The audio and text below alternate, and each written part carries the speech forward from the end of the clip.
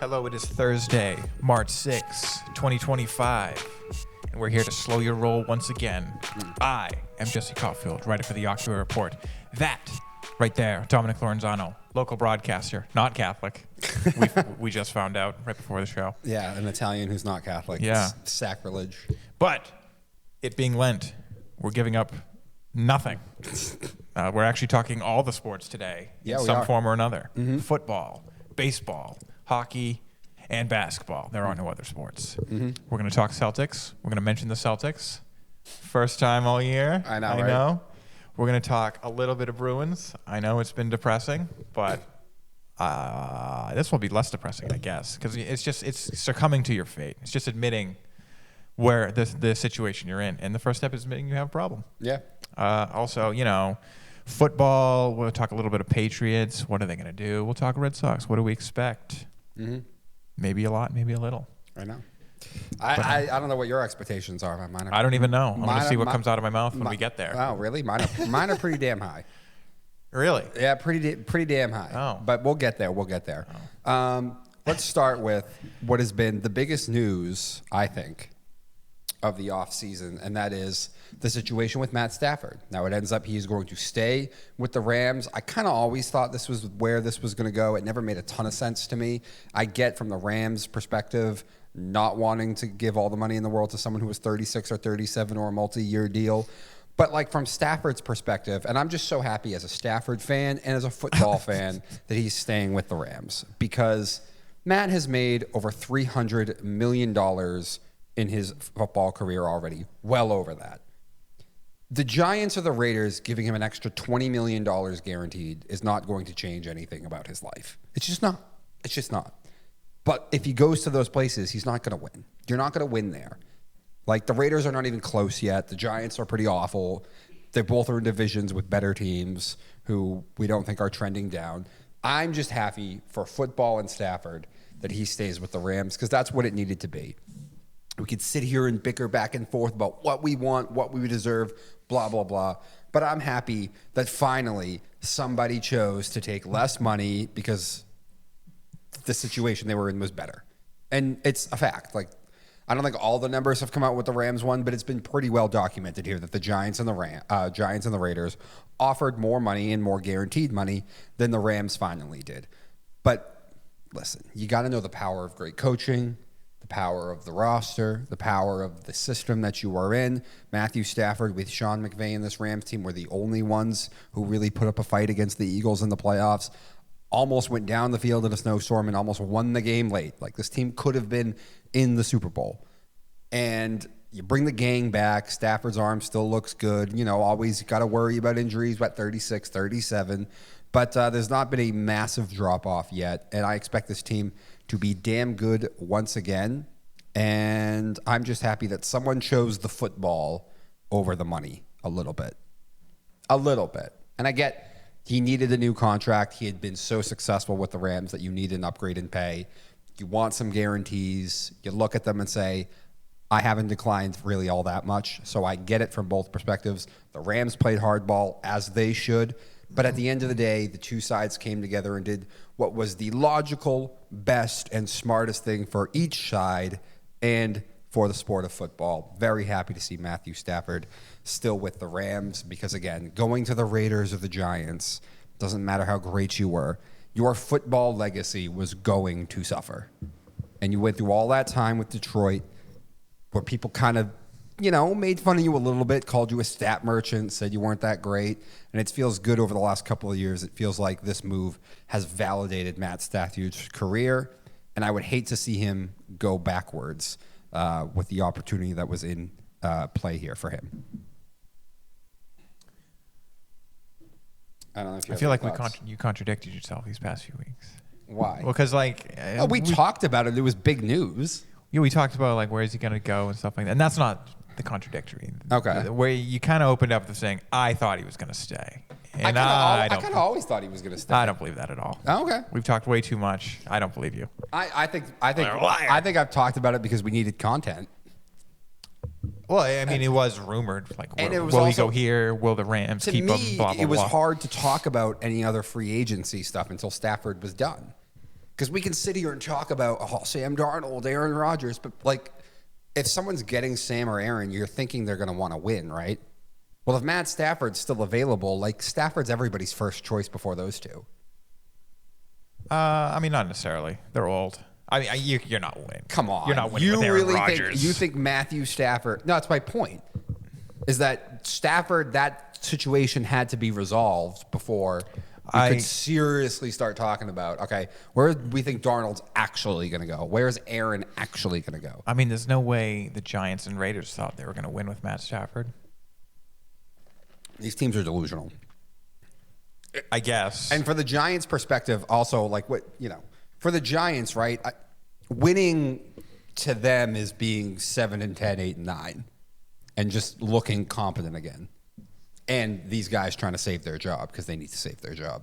But both the Giants and Raiders are heavily expected to pick a quarterback. Yes. So, like... For now. It's a pretty weak quarterback class, though. I mean, come on. The Giants are going to do it. I know. Everyone and their mother knows. Raiders are, all right, maybe Tom will be like, listen, these aren't the guys, and stuff like that. But generally, that's the direction they're looking at. And I feel if you're going to then bring in a Stafford while also drafting a guy, he is there partly to mentor. Yeah, I would agree. Which is fine. But Stafford, especially with the quarterback class being weak, you probably like Stafford. This is your team for the year, unless you Kirk Cousins this. But we don't think you're Kirk Cousins. Yeah, well, I mean, Kirk was coming off of freaking Achilles tear. Oh, there's that too, and also he's just. His height was never the height Matt Stafford had. Yeah, like Stafford could lose a little bit off his fastball and he'd still be fine. Like Kirk Cousins, Kirk Cousins was like, all right, your arm is barely at the point to be good enough to be an NFL starter. It's good enough. The second he showed he took a step back. It's too far back. Yeah. The margin of error was. And now I guess personally, I hate the Rams. I hate that franchise. Such a pathetic franchise. There's no fans, so like, why should I root for them to do anything? See, I kind of like Stan Kroenke though, as an owner. He's very out of the way. He's very gave a huge middle finger to St. Louis on the way out. I know there was that, but I like the way that he conducts in business. LA. I like the way he conducts business though. But I get that. I guess. And to me, it's hard to rip him when it's like the Chargers is right there with him, and the Chargers are even worse. Yeah, like that. Well, sure. That's a whole nother level of just like, what was the point? Yeah, you moved up the street. You torched all your fans to move up the street, and then have no fans in the street over.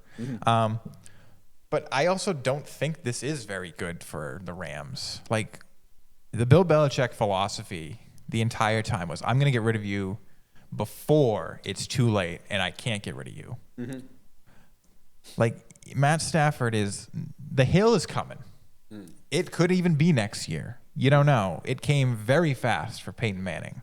He was playing it at MVP level and then suddenly wasn't. I understand the plantar fascia played a part in that, but Matt Stafford has not been the healthiest of QBs these past few years. He's not Tom Brady. He's not pliable like that. I guess nobody is. So like this isn't like, he can play until his 40s. That's what these guys are doing now. We saw Tom Brady do it. Aaron Rodgers is trying to do it. They want this longevity, and these teams are letting this happen, and it's going to bite them in the ass. Okay. LA is going to be sitting there being like, oh, well, we're still kind of too good for a draft pick because the team is still pretty good, but our most important position is a liability at this point. What do we do? I mean, you can trade up if you can try. It's always an option, I guess, if you have the assets. But, like, I don't know. That's a situation you can avoid by just trading him away. Yeah, be willing to take a step back now. I vehemently disagree because I think the Rams... You could bring in somebody else who's cheaper. I think if your roster was old, I would agree with you. But it's not. Other than Kupp, their two stud... that's why. Their two stud D linemen are on a rookie deal. Puka Nacua is young. Most of the offensive line now that they've reworked it a couple of years later after Wentworth is young.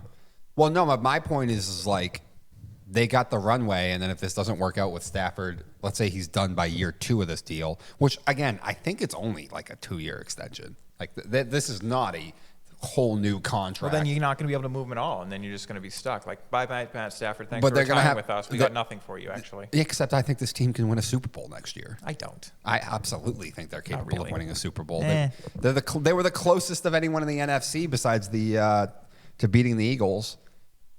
And, I mean, what does the rest of the NFC look like right now? I feel like everyone we think was good last year has a reason for us to think is going to take a step back. They might. Now, in my opinion, Green Bay is going to take a step forward, so they're a problem. But Commanders should take a step forward. They should. My issue with the Commanders is they're still going to have holes on the roster, and they're going to have a way better schedule. I mean, I think they're going to be very aggressive this offseason. They probably will be. And if they hit on multiple ones of them, they'll be fine. I'm just saying, let's be honest. The roster has a lot of holes, and the schedule is going to be way harder than what they got to play last year. I'm not saying they're bad. I'm not saying they're going to be bad. Is it if you think the NFC will, as a whole, take a step back but anyway? They'll have to play some better AFC teams, too. I'm not saying this team's going 7-10. I'm just saying, what would they win last year? 11 games? 12 games? Yeah, 10, 11, yeah. Yeah, they might have won 11 games. I wouldn't be shocked if they pull back a little, 10-7.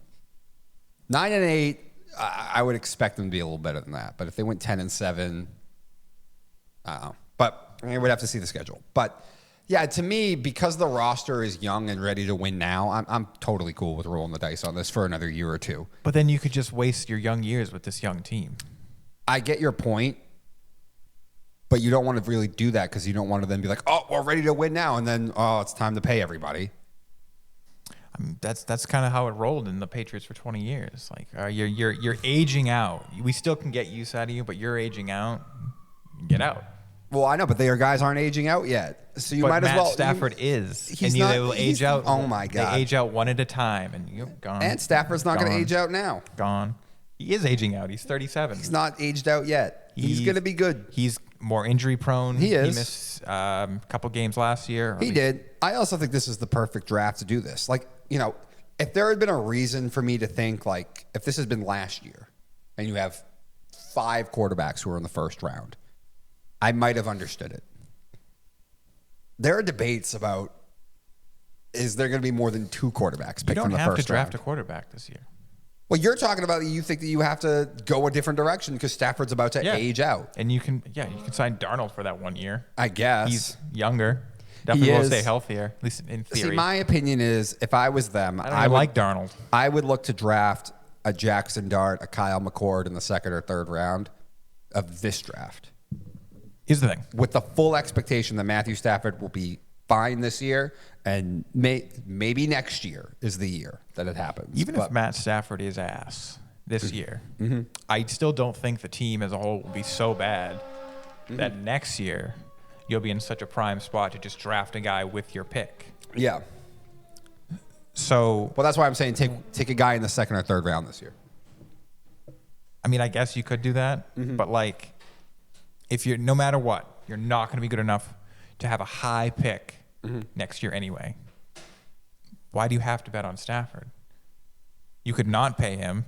Maybe look elsewhere in free agency. Other young people available, shore up a different position, and then you bring in Sam Darnold, who just worked with a coach who came from Sean McVay. Yeah. It's not like he couldn't get something out of him. See, my issue with that, too, is I think Darnold's going to want multiple years. And I don't think he'll sign a contract where he's not going to get multiple years. See, to me, I don't know why. To me, the only thing that actually made some sense was if you traded Stafford and then signed Aaron Rodgers. Because at least with Aaron, he would have been cheaper than Matt, and it probably only would have been 1 year. I would you know what? I get it. You don't want to get stuck with a 2-year, with that, $80 million, $90 million on Matt, and then find out by beginning of next season that he blows. With Aaron, you could at least be like, listen, we can win with the roster this year. It's 1 year, and it's way less money than we have to pay Matt. But I'd be more scared of Aaron Rodgers getting hurt than Matt Stafford. Yeah, but my point is Aaron, you could probably give 1 year or two, and he's going to have less money than Matthew. I guess. Substantially less money. And listen, I'm sure Darnold is coming to the table being like 3 years, but like everyone should just immediately just pick up all your stuff and just don't say a word, walk out of the room. I know. So those last 2 games, you're lucky we're calling you. I know, but you're lucky you have a job. We know how this position goes. Like, I guarantee someone gives Sam 3 years. 3 years, dude. I think so. I mean, maybe he'll get the 3-year deal, but he'll absolutely have all the money front loaded and can easily be cut after 1 or 2. I think Sam's going to get 3 years. He's going to get paid somewhere between 28 to 35 mil. But he's going to easily be cut after a year or 2. He could be. Like there's no actual way he's going to play that 3rd year. Probably not, depending on where he goes. No, there's nowhere on earth he could go that he's going to. He's going to cook for 3 straight years. He couldn't cook for 1 year. You can't discredit Cleveland for doing anything. I'm like, well, maybe it's Cleveland. I guess. That's not. There's some poor operations in the NFL. But I'm not going to bet on something like that. No, I know. I get you. But like, in fact, they'll probably just do something even more spectacularly stupid. I get you. They'll find a way to do something else. But I know it's not a long-term commitment. Mm-hmm. It's only a few years. But he's old. Mm-hmm. And he's not going to have any value in a year or 2. Get some value from this man. So you're not just waving to him as he rides off in the sunset, and now you're the Patriots. Congratulations. Mm. No, I get you. We didn't replace him. I know. We never found a replacement. We didn't get anything for him. I know, but the Rams are smart enough. I feel like they could figure it out. They might go multiple options too. So I feel like we give them too much credit. I don't know why.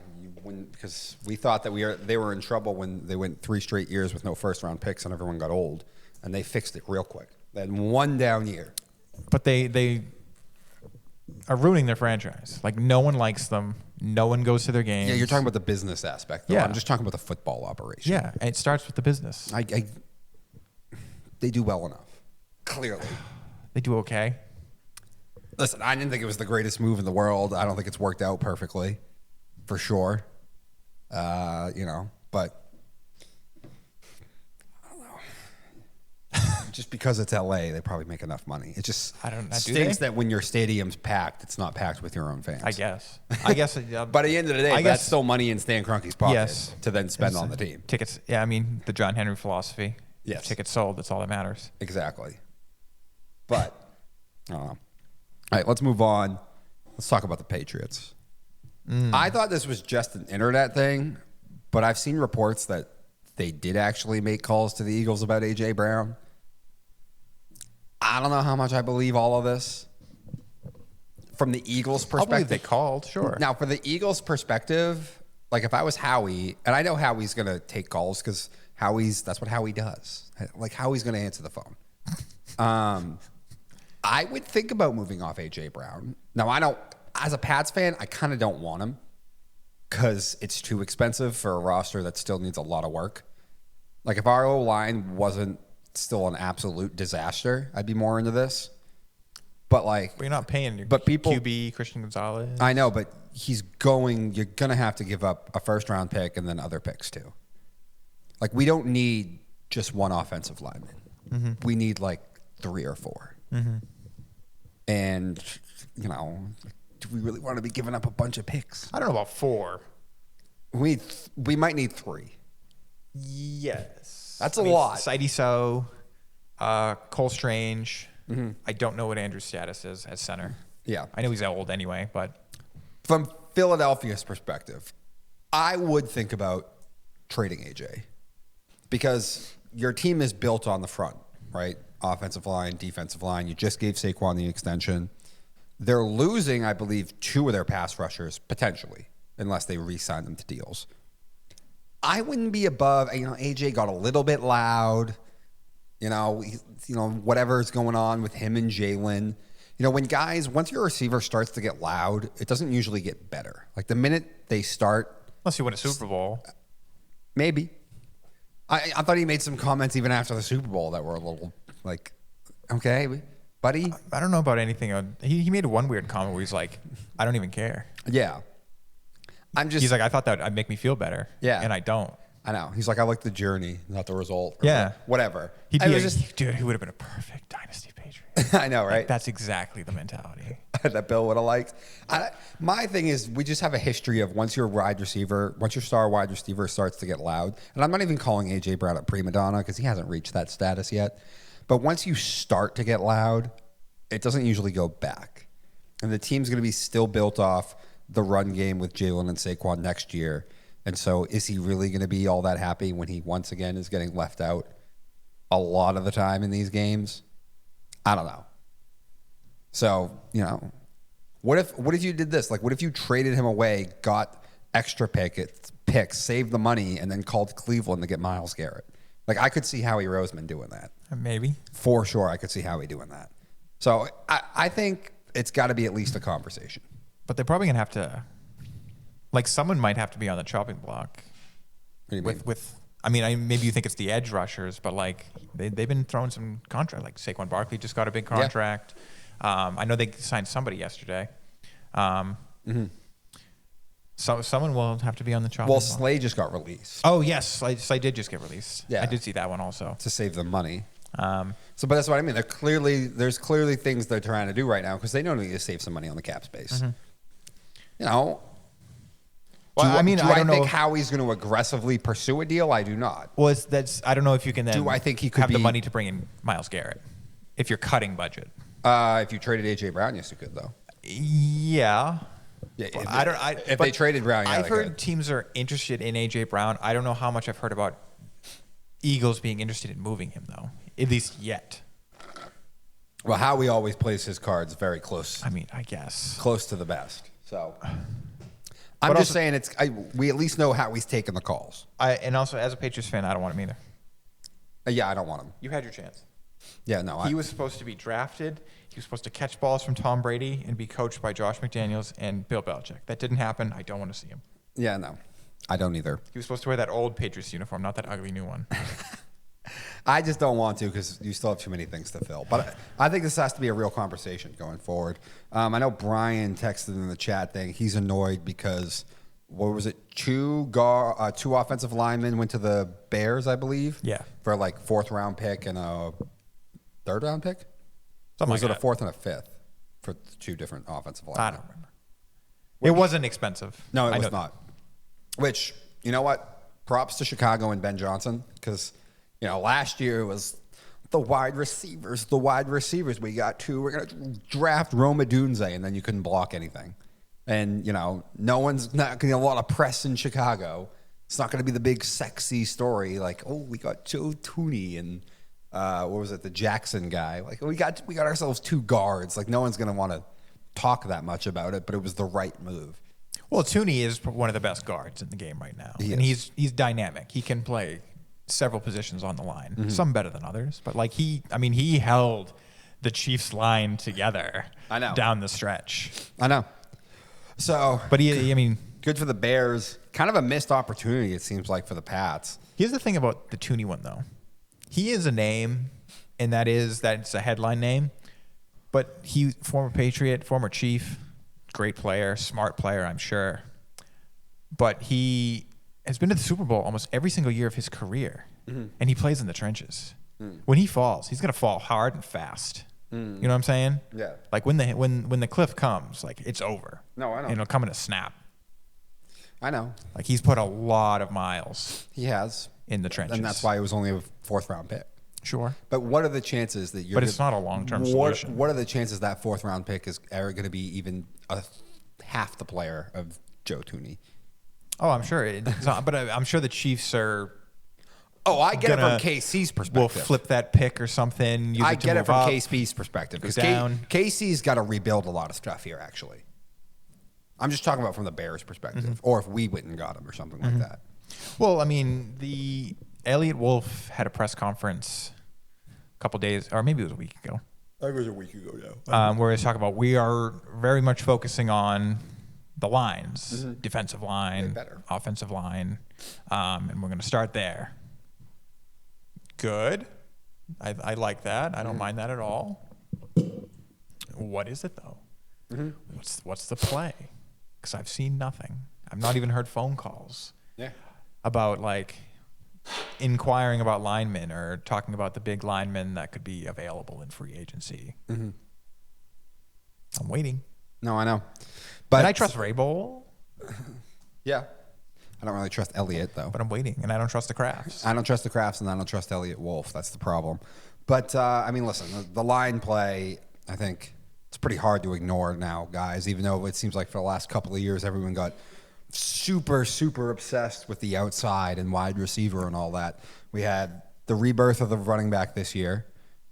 Every single top-rated offensive line made the playoffs. Like Pro Football Focus, the 7 best offensive lines, all 7 teams were in the playoffs. Do you know what team with a star quarterback, plenty of weapons, didn't make the playoffs? The Patriots. No. the Bengals. Where was their offensive line graded, do you think? 27th. Lower even, 30th. Okay. And now we always make it about the defense, and don't get me wrong, the defense was awful. But you know what didn't help the defense? The fact that they could not run the ball at all because they could not block. Like, that was a major problem. Well, it was either, hey, Joe Burrow is going to be perfect on this drive, we're going to score a touchdown, or we're going to have 3 incompletions, 3 and out, wasted no time, the defense is right back on the field. You know what I'm saying? They just released Alex Kappa. I saw that. Yeah. So, I mean, he's available, Patriots. If he got cut by Cincy, though, Yeah. that doesn't bode well. Yeah, he's getting old. Yeah, he is. I mean, if it was super cheap, maybe you'd do it just because. I mean, I don't mind if you bring in a bunch of guys to test, see, especially, if they are cheap. Just say, like, what do we think? What do we like? What is coachable? That type of stuff. Because, like, I mean, you know, it didn't really work out last year, but, like, with linemen, especially you expect to lose a couple, bring in a bunch of guys. Just try it. I will be beyond irate if the Patriots, with their draft pick, take anyone who doesn't play on the line with their first-round pick. Apparently everyone thinks it's going to be either Abdul Carter I'm going to shoot myself in the head if it's Travis Hunter. Oh, my God. I was going to get there. I was like, under no circumstances can you draft Travis Hunter. No. We already have a corner. He's not even that good if he wants to play wide receiver. He's not that special as a wide receiver. Don't get me wrong. I think he'd be a great corner, but we already have a corner. If we got Abdul Carter, I'm fine with that because he is a legitimate grade A+ pass rusher, and those are not usually available. Those hyper-athletic guys. Like, all these other people, like, corner and pass rusher are a position that you usually don't see a guy who was drafted in the 4th round, 5th round, 6th round be good. Those are positions that are just freak athletic, and we ought to kind of all know coming out of college. You know what I mean? So, like, if Abdul Carter was available for them and they took him, I could live with that. That's the only one. If Carter's not there, take Will Campbell or take what's available there at offensive line.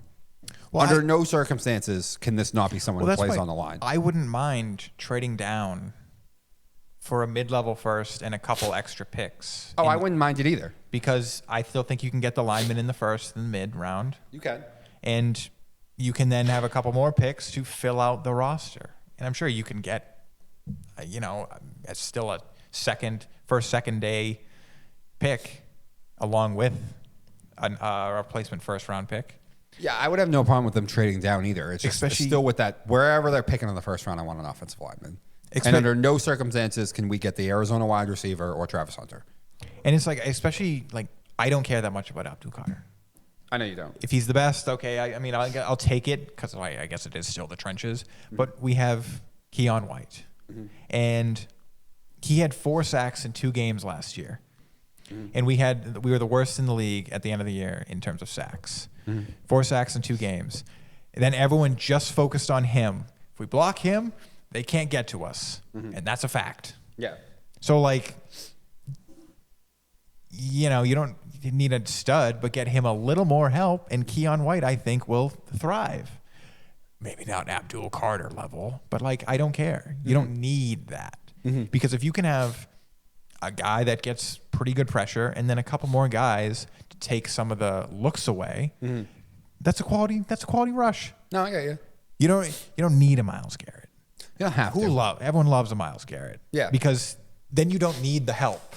Yes. He can just do it himself, which is great, fantastic. I like a full roster. Mm-hmm. And Keon White will not be as expensive one day. No, in theory.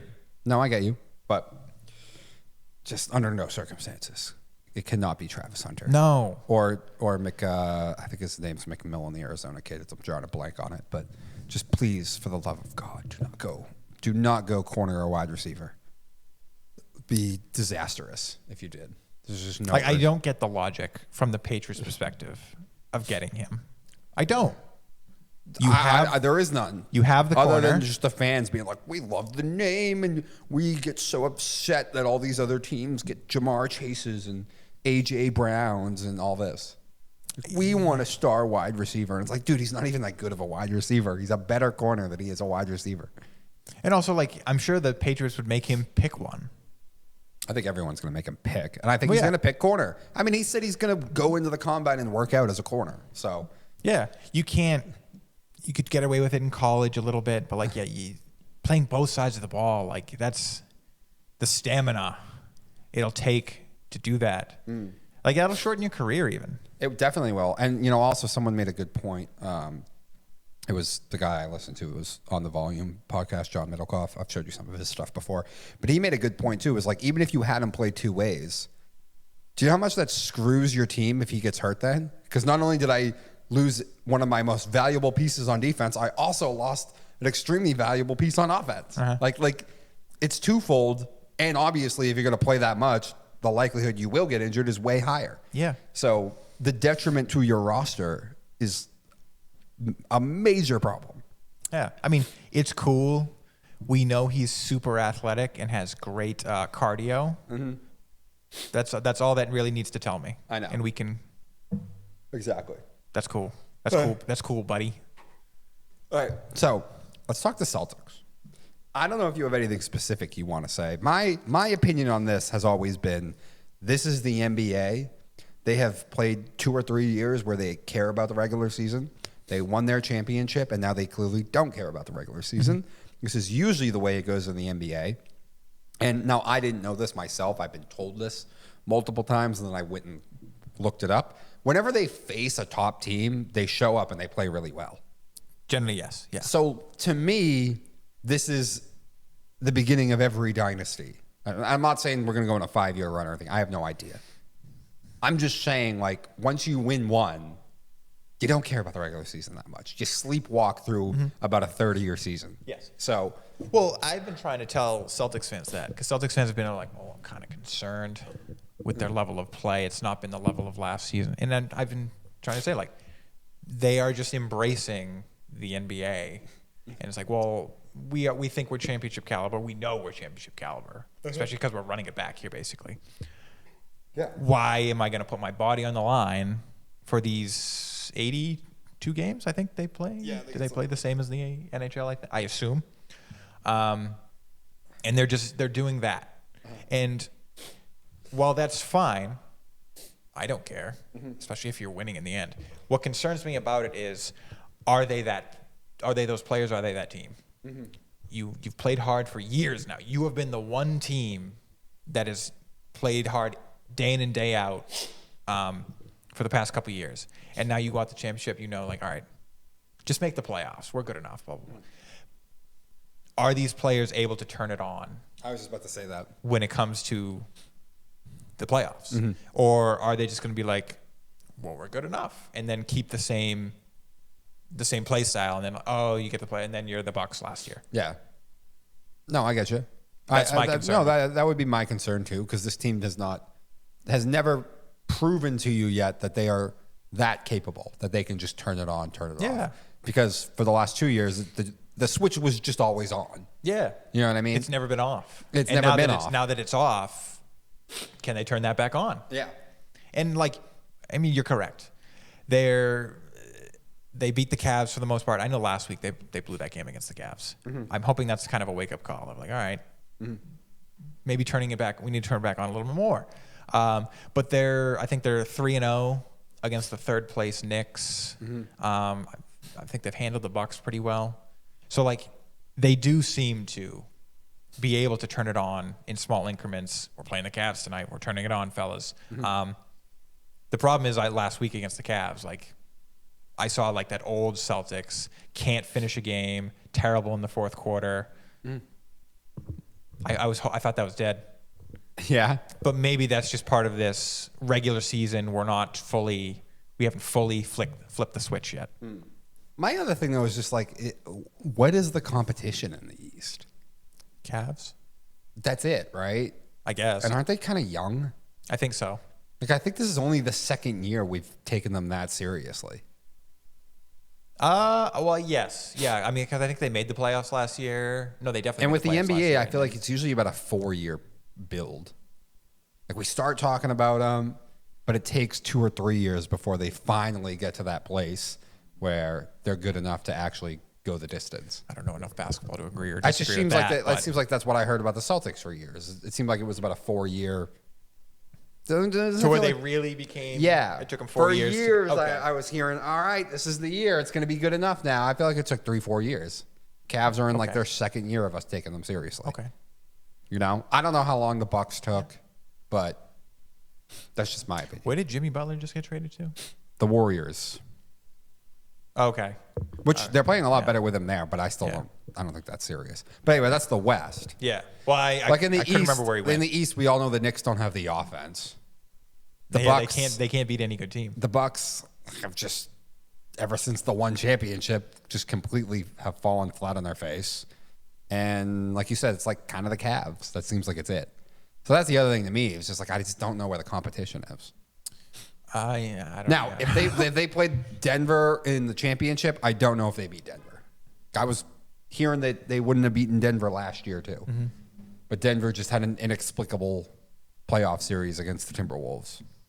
I'm looking up standings right now. But I mean, the Pacers are in it. I remember them being... They were the conference finals opponent last year, right? yeah, but it was not. I know it wasn't competitive, but I get they're still in it. I mean, Detroit is in the playoffs. Congratulations. Miami's still in it, I guess. Are they really? Yeah, I mean, they're in like that weird, like, I hate their stupid playoffs. Well, yeah, because they don't have like They're divisions. in like the well, they do, but they're worthless. Oh yeah, I get what you mean. I remember having that conversation. They are When you worthless. told me that like divisions don't mean anything. Yeah, I know. You can win your division, but it's it doesn't mean anything in the Yeah. in the NBA because they just do it by overall Standings. record Yeah. within your conference. It's so stupid. Yeah. It's so dumb. like the Hawks are in there. If the Hawks play the Celtics hard, they just kind of have our number. Yeah. I know we still beat them, but like they play us hard. No, I know. But yeah, I just don't see it, dude. No, I mean Unless the Cavs are just that ready. all the teams in my head have been like the Timberwolves, the Nuggets, the Lakers, All out the, west. the Warriors. Yeah, OKC. all West. Yeah. So I would be shocked if the Celtics are not in the NBA Finals again. Oh, Houston. And I don't care what happens in the regular season. No, man. I would be shocked. Literally, nobody does. Yeah, I know. No NBA fan is watching. No NBA player is really playing. No, I know. All right. With that, we're going to take a quick break. When we come back, we'll talk some Bruins, and then we'll move on to some baseball, the Sox, and some quick thoughts on some teams that are on our watch list before we do our preview for to exceed expectation and maybe some big disappointments. So stick with us, guys. All right, we're back. I figured I should just take it if it's going to be Bruins. That's true. That's fine. Sense. But yeah, we're going to finally talk some Bruins again. It's been months, at least several. Last time we talked Bruins, it was the firing of Montgomery, and it didn't get any better, which is fine. You know, I thought they had fool's gold for a short amount of time. I mean, you know, there's always that jolt of energy a team gets when Fire a coach. Yeah, you fire a coach and stuff like that. And that was a little bit. But it was never so much that we're like, okay, Sacco's really pushing the right buttons. Sacco's getting them to play the right way. No. It was just a jolt of energy. And it didn't really actually get any better. The defense is still slow. They still get hemmed in their own end. And they need to sell. The team and the roster was good enough to limp along for a little bit where you can have the question of buy or sell. with Charlie McAvoy dying in the Four Nations, with the loss of Brad Marchand, and just the rest of the team kind of just falling off. I'm happy that we're going to sell. I got you. Obviously, I'm not happy about it. I'd rather be in a better position. But I'm happy that if this is the position we're in, we're not going to attempt to make a desperate attempt, sell some draft capital, some picks, to try and salvage a wild card. No, we're the Boston Bruins. That's not what we do. But it started already. We traded Trent Frederick to the Edmonton Oilers and Max Jones for a second-round pick, which was St. Louis's, so it'll be slightly better than if it was Edmonton's, a fourth, and then a seventh-round defenseman that's not going to play in the NHL, which is fine. You need those guys to fill out your AHL roster. They exist. So I'm happy we're going in this direction. And it's like, how much do we sell? There was talk of trading Brad Marchand. Him being injured puts a wrinkle in that. I don't actually think they were going to trade him anyway. He said he's like, I'd rather play for a terrible, terrible Boston Bruins team than win a cup with anybody else. Like that's some loyalty right there. And I don't think they were really going to trade him. But I think you should trade almost anything that's not tied down. People are talking about giving Geeky an extension. You need to trade this man while he still has value. Like, get rid of him. Any defenseman that anybody wants, basically, should get out of town, with the line being Carlo. Brandon Carlo is your line. He's 27. He's your top penalty kill guy. He's your second line rock, I guess you could call him, and your defensive lines. So like I'm on the I'm really on the fence about this one. I kind of lean not trading Carlo. If they do, I won't be upset. But that's almost like the breakdown. Like we are going a real revamp of this roster. But I don't think you'd necessarily need to go that hard. Like I said, I kind of want to trade anything not tied down, but like most of this roster is not a long-term. You're not looking long-term with these guys. You're not. Like the fourth line guys, who cares? I mean, you're not going to get anything from that anyway. But like the big question is Carlo, because you could get something for him. His value's a little low because he's had a bad year, but everyone's had a bad year. And his partner in Lindholm has been injured basically the entire time. So I lean not trading Carlo, but I get it, and I think you could get some good stuff for him. And this is the state of the Bruins. Do we fire Don Sweeney? I don't know. Obviously, you got to let him cook a little bit. Here's the thing: he's gone great with actually the trade deadlines. Normally, it's buying. He's had some fantastic buys. Taylor Hall, Lindholm, who I just mentioned. How is he with selling? I like the Frederick trade. It was a good little trade. You got a second-round pick. Carlo, if he can get a good deal for Carlo and, set himself up for the draft, I'd be like, okay. Because these guys they're going for their jobs right now. I maybe a little bit. It's hard to say that because the Bruins love to keep their front office people no matter how bad it gets. But there's a lot of talk. People are sick of Sweeney. I defend him a little bit. It's a little over the top with the Sweeney stuff. But if he can sell the right way and set himself up for the draft, I think he can probably keep his job. But he has to make a commitment. The Bruins are still being a little bit of like coy, like, I don't know, like, we're not going to sell that much. Maybe we even buy a guy here. Like no. Commit. You started selling, commit to the sell. It's the way. I get you. And like Don, save your job. I'll defend you a little bit. I don't defend his draft because he sucks at that. But if you have the capital, if you have the picks, like he's hit some picks. Like he picked a couple of these guys. He picked Swayman. Oh, he picked Swayman. He picked McAvoy. I believe he picked McAvoy. I get you. But this is our fate, Bruins fans, and you need to just accept it. Okay. And that's okay. All right. Because I still see some people like, come on, we could be Columbus. Like, don't know. Stop it. That's how we have no more picks. That's part of the reason we're in this position is because we've been buyers and buyers and buyers for years and years and years, and there's been no picks to replenish, which is also part of the reason why Don Sweeney can't pick. He's never drafting that high. Yes, the couple times he's done like the Jake DeBrusk, Zach Senyshyn, and Zaboral situation, but it's been 10 years. It's been 10 years? That was 10 years ago. That was 2015. Gosh. Jake DeBrusk grew up so fast. All right. I can't add much. Yeah, I mean, that's just kind of like this is where we are. An update. Finally, we have a Bruins update after all this time.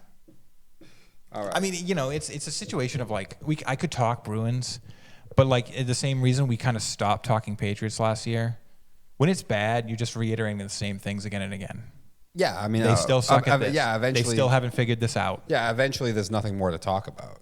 And if it's going good, it's the same situation. You just want to talk about it though. Mm-hmm.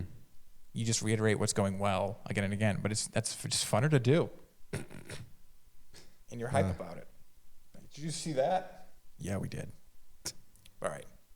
I'm trying to find something real quick. Okay, Saturday is when they play. Cool.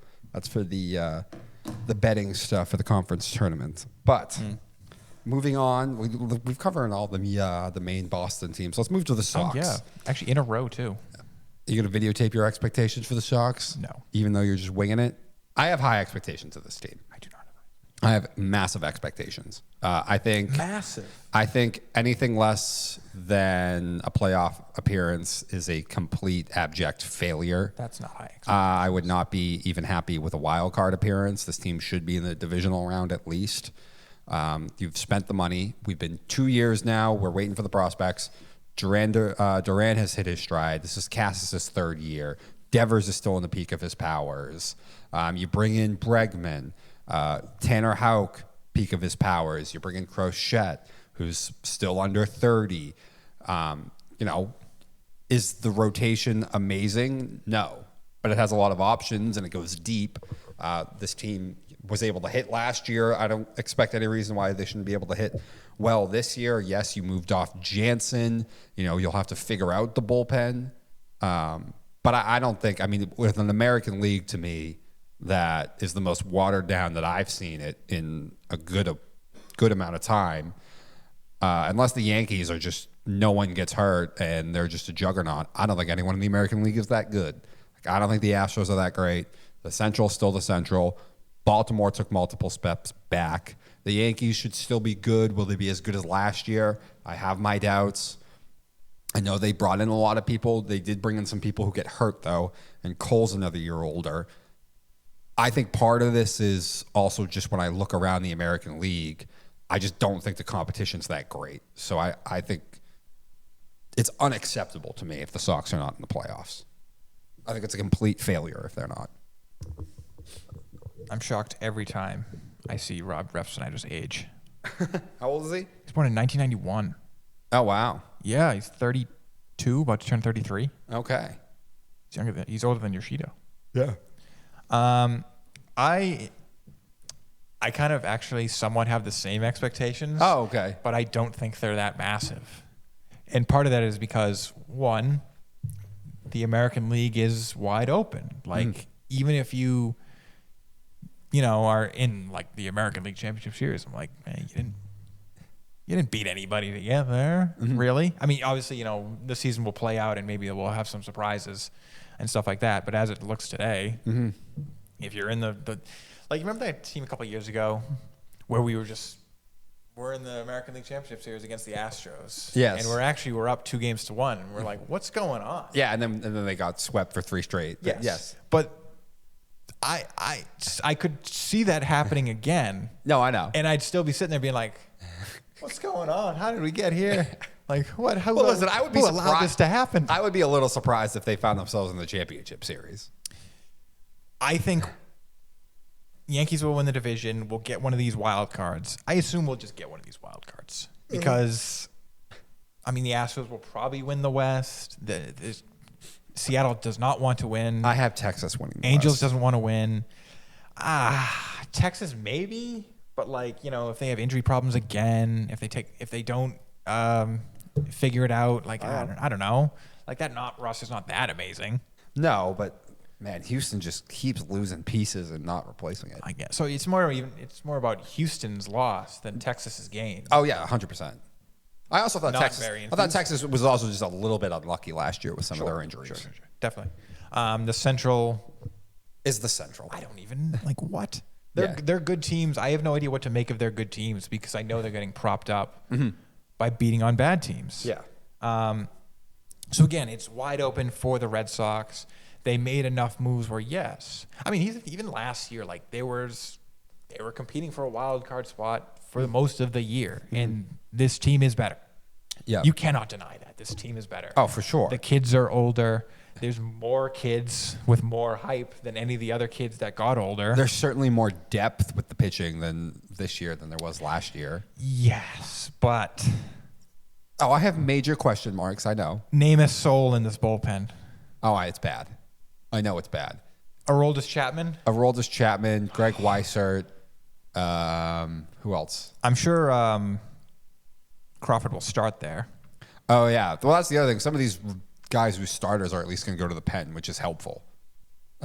Where is Whitlock at? Is he injured right now?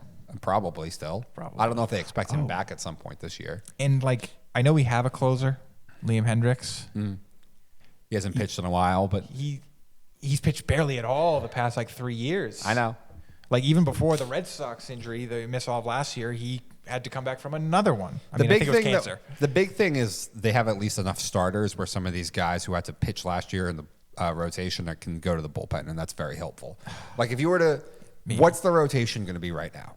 Probably Garrett, Houck. Oh, I don't want Garrett in the rotation.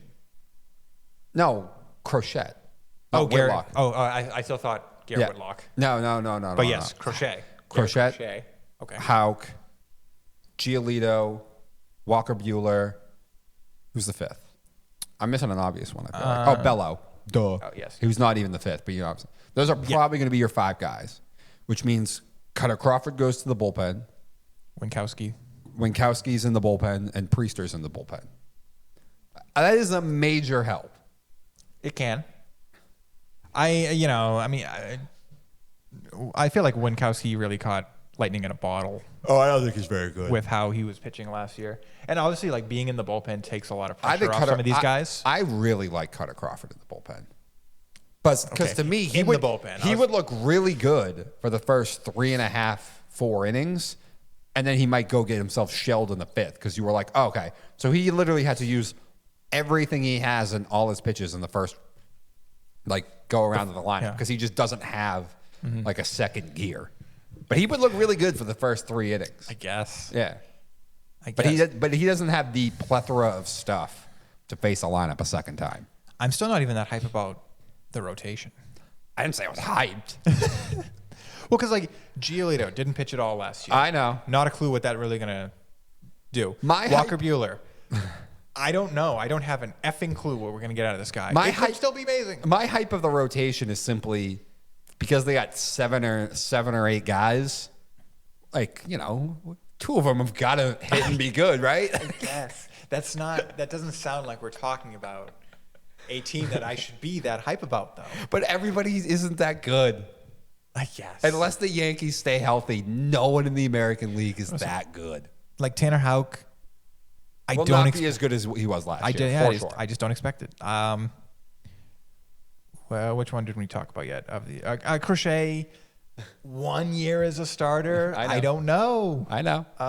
And then Brian Bello always ends the year better than he starts the year. It seems.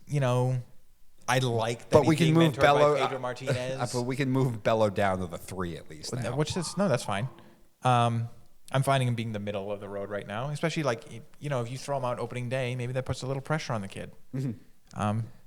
And I like that he's being mentored by Pedro Martinez. That can only be a good thing for him. Uh-huh.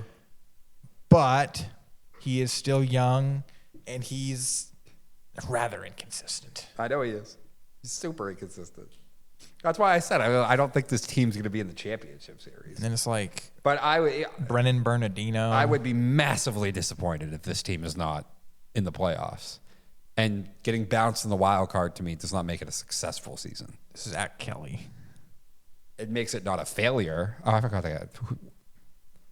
Cool, I guess. I don't know. You know, he's wearing 76 though, so they're not that hype about him. Yeah, clearly not. If their number, fun fact, if their number is above 50, the team doesn't really My thing care is, about listen, them. Can we rank somewhere in the 16 to 13 range in the league in ERA and pitching numbers? Because I do think our offense is going to mash. It's such a deep lineup. Maybe. I know there's not one guy. I mean, Devers is kind of that guy, though. But I guess. Apart from Raffy, I know there's not one guy that like 30 plus home runs, 115 but like Connor Wong can hit. It doesn't fall off much. Well, he's going to have Connor Wong behind the plate, Cassis at first, Bregman probably at second. Yeah. Devers, Trevor Story for 3 games, probably Vaughn Grisham actually mostly then. Which again, he'll also get injured, so maybe it'll be Rafaela.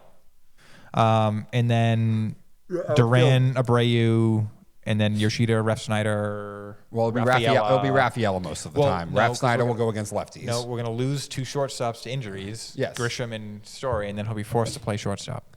Or they'll bring up Mayer. Oh, yes, Marcelo. That's probably actually what they're going to do. Marcelo. Is Marcella gets called up, or Marcelo. I think it's Marcelo. Oh, yeah, I think it is Marcelo. Is going to get called up. That's likely how I see it going down. I don't know what they're going to do with Roman Anthony because he feels like he's on NFL, MLB ready, but there's not a lot of space. Yeah. But Ref Snyder will play against lefties instead of either Abreu or Yoshida. We know that. That's just the way they do things. But to me, like 1 through 8 is just dangerous. Now, the 9th spot, Story might be past it. Grisham has never shown he can hit at a major league level consistently. But that's fine. Most teams aren't good at that 9 spot. Like 1 through 8 to me is all extremely productive players. So I think this team's going to mash. Susceptible to left-handed pitching still a little bit, but getting Bregman helps that situation a lot. All right. It's either the MLB app or the Red Sox for some reason, somehow, do not have the young trio on their 40-man roster. They probably don't yet. On the 40-man? I don't think they do. I mean, I know you don't. The need only one I would it. think would be put on that roster is a guy that doesn't fit on the roster, so he's not. Well, I assume they're probably on the 40-man already from last year, with the ability to be called up. I know you don't need the 40-man set yet, but like I just kind of thought they would just be on it. Yeah, I don't know. They're trying to push this can down the road as far as they can. I guess. But I definitely under no I would be shocked if we don't see Marcelo at some point this year. Like you're telling me no one is calling about Yoshida? No one will answer the phone about him? I don't know because he's so overpaid. And I like Yoshida. I really like him.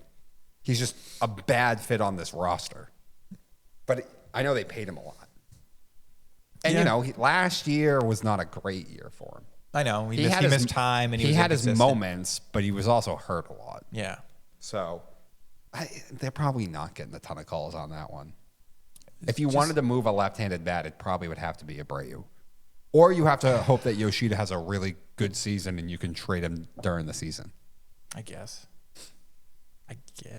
Yeah. I guess. But I have high expectations for this team. Not just because I think they're good. Also, I think the American League's pretty weak. And, I mean, it's very exciting to win games 10-9. Right. That might be the situation here. I listen. That's probably over-exaggerating. You're exaggerating a little bit. There'll be some. Like I say, can we be somewhere in the 13 to 16 range with the pitching numbers, ERA, all that kind of stuff? Because I think we'll be top 5 in offense. Actually, didn't we bring in Patrick Sandoval?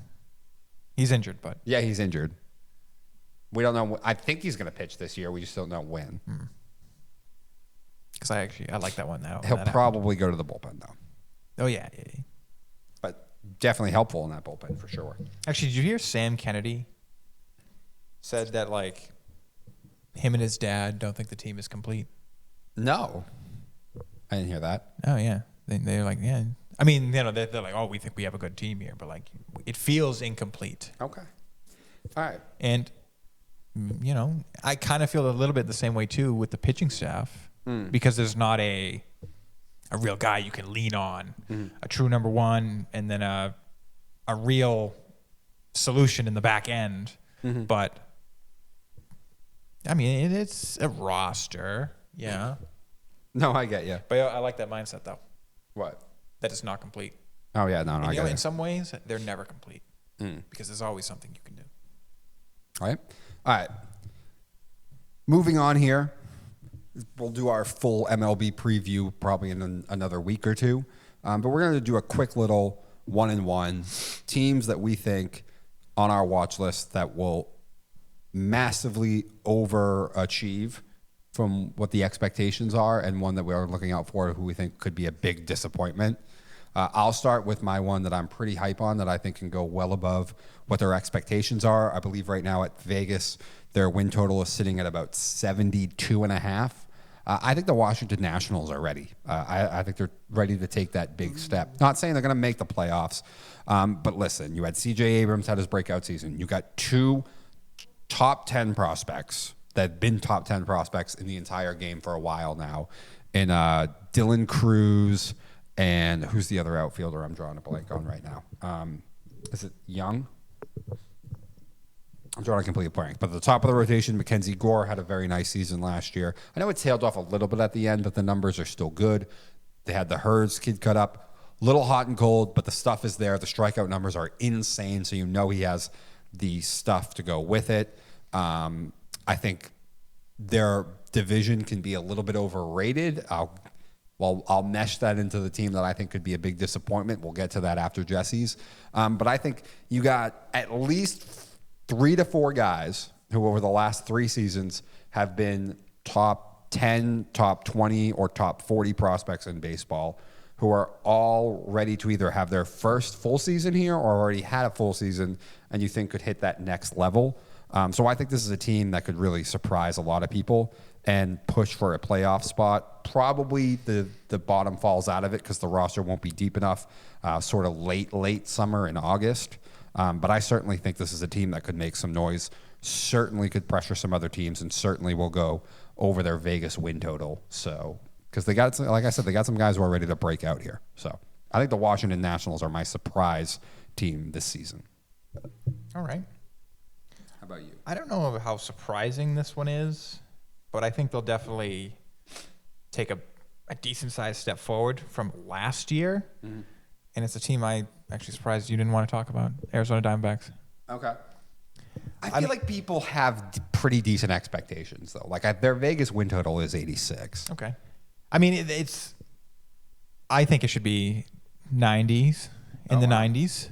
I mean, listen, they made some moves in this offseason. Oh, I know they did. And their rotation, or their pitching staff. You probably expect Corbin Carroll to bounce back, too.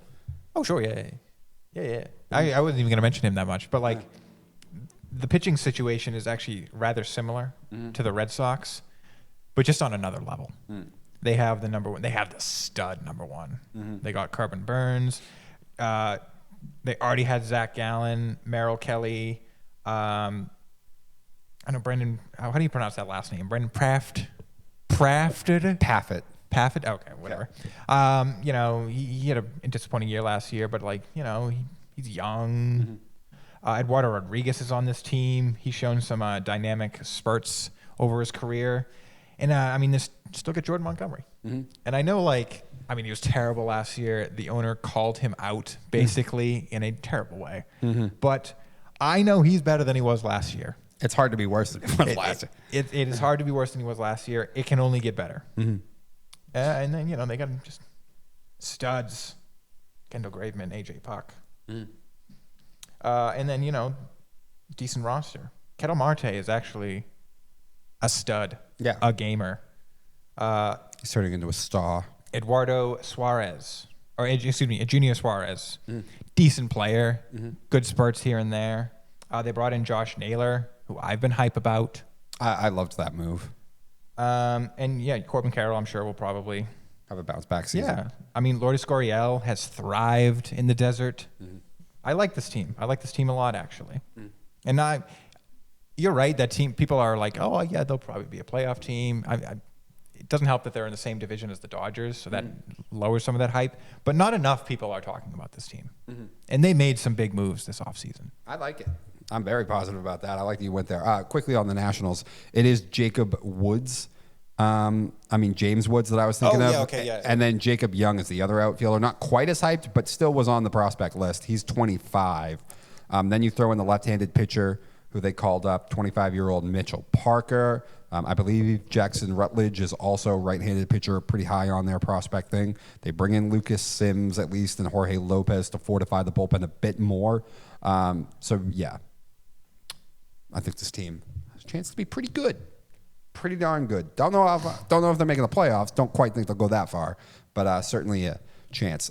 For my team to disappoint, I'm going to the same division. Part of why I think maybe the Nationals wins will increase. That always helps when you have a team that you think is going to be really good that falls off, helps your win total. Just ask the AL Central about how nice it can be when you also have a terrible team to beat up on. That really helps your win total.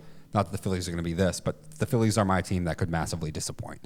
I feel like this team is been running on borrowed time now for about a year and a half. Some of their guys are not quite as old as I thought, but most of this team is reaching their mid-30s. Trey Turner's 31 at least, but his game predicates on athleticism and speed. So the minute that goes, he's not going to be the same player. Harper gets injured a lot. Zach Wheeler is now 34, approaching 35. Nola has a ton of innings on the arm. There are two guys that had really good seasons last year, Sanchez and Suarez. I kind of feel like those are outlier seasons. They're 28 and 29 respectively. So they're not 24 and 25. I kind of feel like this was a lot of, I'm not saying they're bad, but I think this was a bit of a aberration. So yeah. Yeah, I think that, yeah. Yeah. I don't think a lot of this performance is repeatable. They're going to be good starters, functional. But if Nola and Wheeler fall off, I don't think these are guys that are going to have as good as a year as they did last year to be able to pick up that slack. Castellanos showed his age. The power numbers have gone down. He's 33 years old. There's just not a lot of young talent on this team that I feel like – there's just not a lot of players on this team that I feel like are ascending. I feel like a lot of everyone here is either plateaued or it's going to start on the decline. And I think a bunch of them are going to start on the decline this year. I think this is going to be, I think their Vegas win totals at 90.5 right now.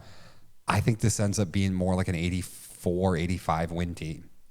Hovers around the 500 mark, and we're sitting there going, what's wrong? I think they missed the playoffs. I think this is the start of decline in Philadelphia. All right. I don't know if you have any pushback there. I definitely feel like there is age, but, it's a lot of big names on that team. And I still feel like it's too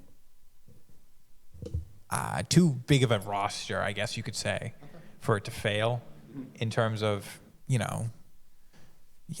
just totally disappointing. Like Trey Turner's still very young. Bryce Harper's not old yet. No. Schwarber's not old yet. Aaron Nola had a renaissance last year. Yeah, you did. Zach Wheeler's still... I know. Zach Wheeler, didn't it feel like Zach Wheeler hit his peak last year, though? Maybe, but he was damn good last year. I know he was, but 34 years old now. Now coming off your peak season, a lot of guys trending down for me. Generally, but maybe he's a little bit of a Justin Verlander. Yeah, you're right. Also, I could be wrong. I could be jumping on the wagon here a year early. Maybe it's 2 years away that the balloon pops. Maybe I'm jumping the gun a bit quick, but you want to make money sometimes. You gotta jump the gun a little bit. You gotta see it coming and just decide when is the time to hop on. Yeah. I think this is the time to hop on. You gotta try to sniff it out. Yes, before it happens. Mm-hmm. I just don't know if they're quite that old. Most people are on your side that I've talked to. Most people. Oh, that doesn't help. That doesn't convince me. Most people have been like, all right, I see your point, but I think you're being a little premature. Okay. Yeah. That's generally how I feel. But if that's the popular opinion, then I'm like, Then you're like, ooh, you might be onto something. All right, give me your disappointment. The Detroit Tigers. And they've done nothing but disappoint me ever since I picked them like 2 years ago Boo. to surprise everybody. Listen. You could have stayed on the train last year and made a boatload of money because they made the playoffs, son. Bro, it's only because they were hot down the stretch. Doesn't matter. They were awful. So much money. They were awful out the gate. So much money. And listen, Tarek Skubal is great. Maybe the best pitcher in the MLB today. Maybe. But like, it's been a couple years now. That's universal. Unanimous AL Cy Young Award winner to you, son. That's fine. Unanimous. And he is just fucking with you. One man. Because Jack Flaherty. All right. Alex Cobb. What are you gonna get out of him? I don't know. You're missing some guys though. Kenta Maeda is awful. Maeda's not going to be in the starting rotation. He better not. He's not going to be in the starting rotation. They've had a couple years now also. Like, yo, look, we got prospects. We got kids. They're coming. And they're all disappointing me. Olsen had a good year last year. Jackson Jobe, when he got called up, had a good year. He'll be in the starting rotation the whole year. Spencer Torkelson has not disaster. worked. Has not worked at all. No, he was a disaster. No doubt about that. I know, like, they got this Matt Manning kid. Mm-hmm. Maybe. But I got to see it. Okay. There's a couple other kids. Where these kids are in this list. Oh, Parker Meadows.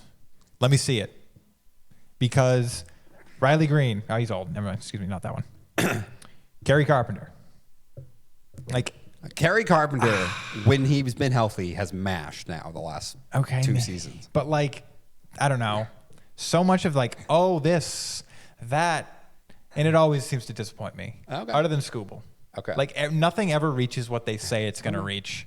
Okay. Never does. I think so. Why do I think this team is going to win the division this year? It's not. I think that's World Series winner Detroit Tigers to you, son. It's going to be the Guardians again. It's not going to be the Guardians. The Guardians are now picked to finish third in that division. It's going to be the Guardians again. No one cared about the Guardians last year. Do you know who the betting favorite is to win the division? The Royals. No, it's the Twins. Oh. Still. I don't know if I see it. I don't get it. But I mean, I don't really get it that much either. Yeah. They're so mid to me. You're funny, though. I just, wow. But, like, until the Tigers actually do anything they say they're going to do, why did I care? I think you put together... they had a good September or whatever they all 3 great starters at the top of the rotation, a dynamite bullpen to shorten games. 2 really good, 1 great, and then a third that I don't know. But this Jackson Jobe kid, when they brought him up, was damn good last year, and he's been a top prospect now. What was your big move this offseason? Jack Flaherty?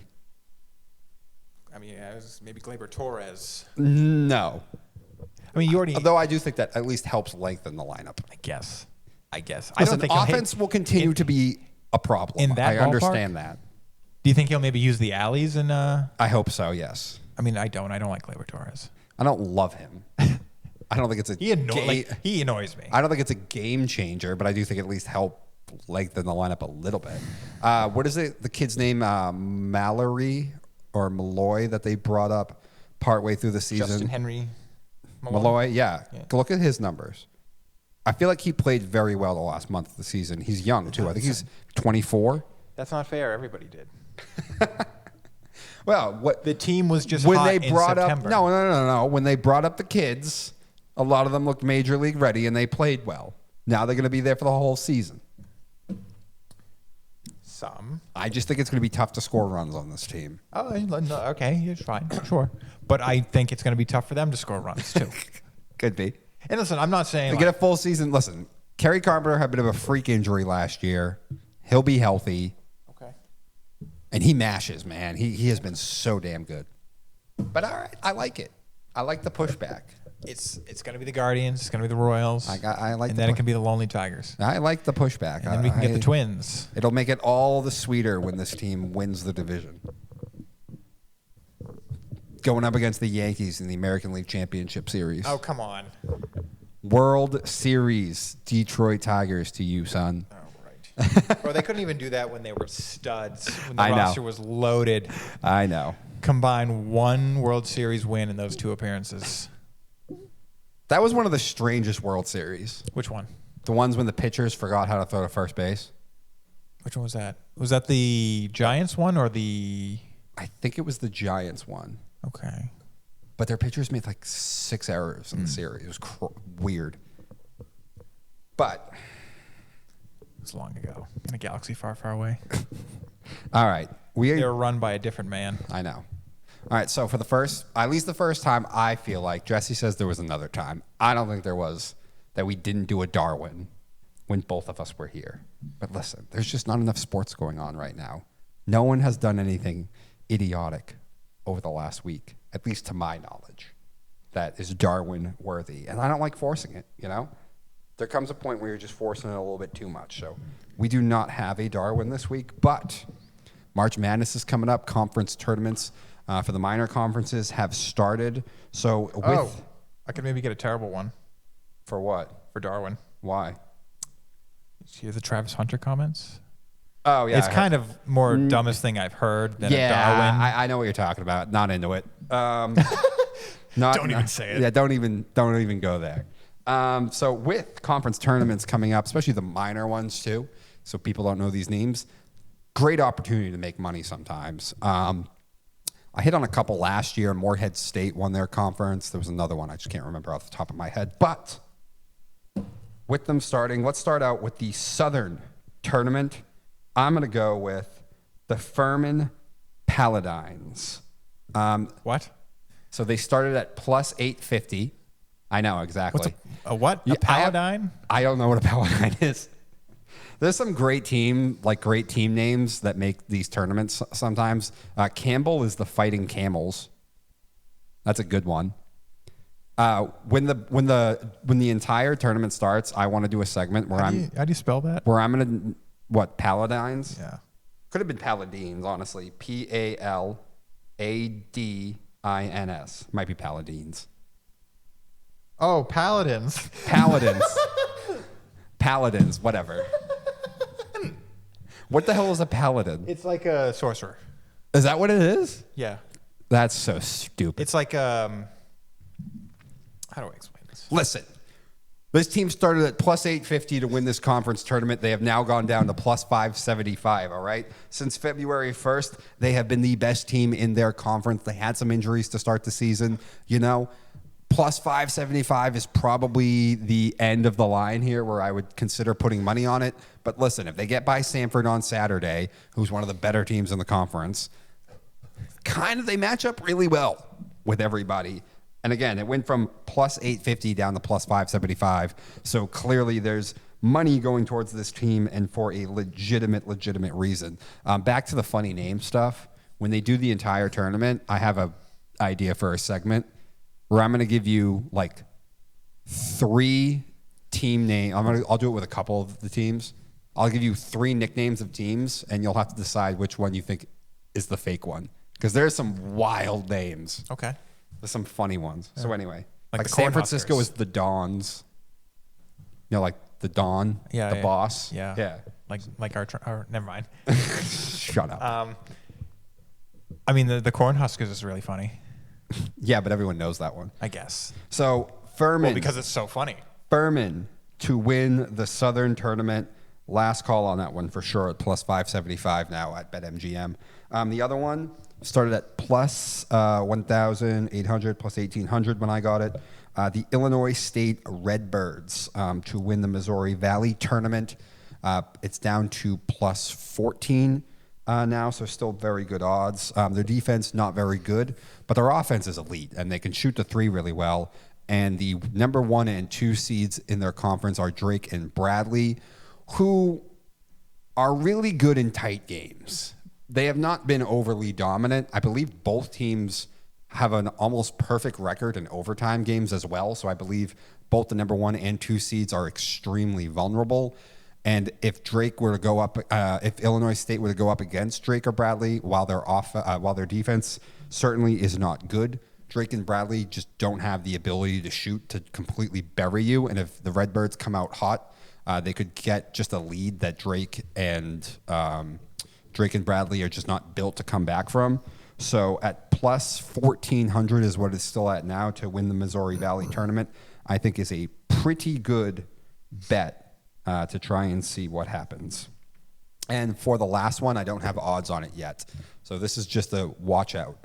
When the Big Ten tournament does start, depending on what Illinois sits at, you might consider putting some money on Illinois, the Fighting Illini, because they were a trendy pick earlier in the year. People were already placing money on them to make the Final Four and all that stuff. And then they went through a rough patch. Guys got hurt. They have finally gotten healthy. They have blown some opponents out. They just blew out Michigan a couple of days ago. They are hitting their stride now.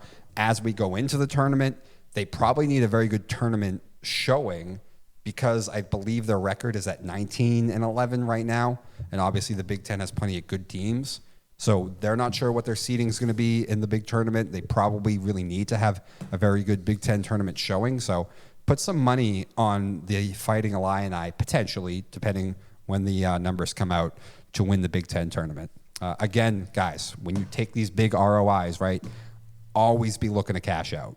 You know, when you get a plus 850, a plus 1400, win one or two games, trust me, the books are going to offer you plus money at that point, because the last thing the books want to do is pay out, someone who put some money on a plus 1800. So, did you see that bet I did?